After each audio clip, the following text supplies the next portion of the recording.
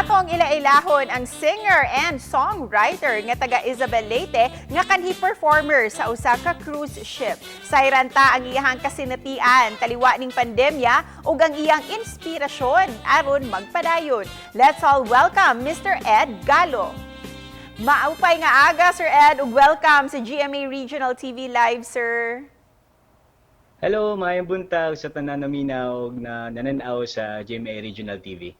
Sir Ed, kumusta na ka din ha sa Isabel Leyte? Unsay gikabisihan nimo karon? Okay lang.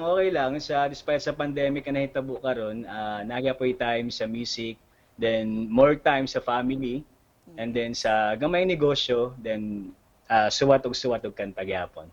Gusto na mo masahiran kining imuhang pagkanta o kining imuhang pagka-kompositor og mga awit. Giunsa nimo pagka-discover kining imuhang talento sa musika? Okay. Gamay pa ko grade 3 ako, nakainumdum ko grade 3, nagsuwat na og kanta. Di bali, nakita sa akong parents nga muna sige kog suwat og kanta, mga cover songs din, akong pangilista og lyrics. Then after college, yan ako natagaan akong kagulingon nga mag-i-pursue ang pag-compose and nakoy time sa pandemic, nakoy time nga mag-release og mga kanta. Then, All in all, sir, pila na kabuok kanta ang imuhang na-compose o sagad, asa pong katigkuhag inspirasyon? okay, nanakoy suma total mga 20 plus songs. Then nakuha ko sa nakuha ko mga inspiration sa mga tao nga nangitag mga tubag sa ilang mga questions sa ilang kinabuhi. Kaya bali mo na akong gusto i-pursue sa mga tao. And Sir Ed, nasayra na mo nga sa wala pa kining pandemya, nagtrabaho ka sa usa ka cruise ship. Pwede ba minimong maistoryaan sa imuhang kasinatian katong nagtrabaho ka sa cruise? Yes, ma'am. Nagtrabaho ko sa cruise ship as a solo performer. Then ako raw sa mukanta sa stage for 5 years. 5 years nga nagsigig tinukaray nga blessing sa kuha ang trabaho kay nagamit ginako akong hilig sa pagtukar. Then maupod akong trabaho kibali as a tao kung asa passion nimo, then bisa pa kung sa kakapoy di nimo feel nga kapoy ka kay ganahan mo sa mong gitrabaho.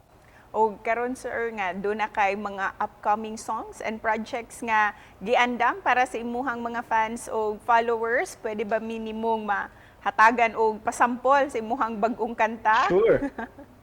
Bukas sa pagising mo, iba ang ikot ng mundo. Bukas pagising mo, magiging maayos din ang lahat. And finally, sir, before we end our interview, unsa ang imuhang gustong ibilin nga mensahe para sa ato ang mga kapuso?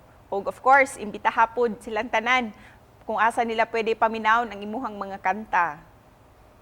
Okay, para sa lahat ng mga nakikinig, please stay safe, follow the rules sa atong government. Then please support me by streaming my song sa YouTube, Spotify, Apple Music, Galo, natanan ako mga kanta to. Then upcoming release na ako by October, hopefully ma-release na mo ang akong EP, 6 songs, English songs tanan, and please support me, Galo. Salamat.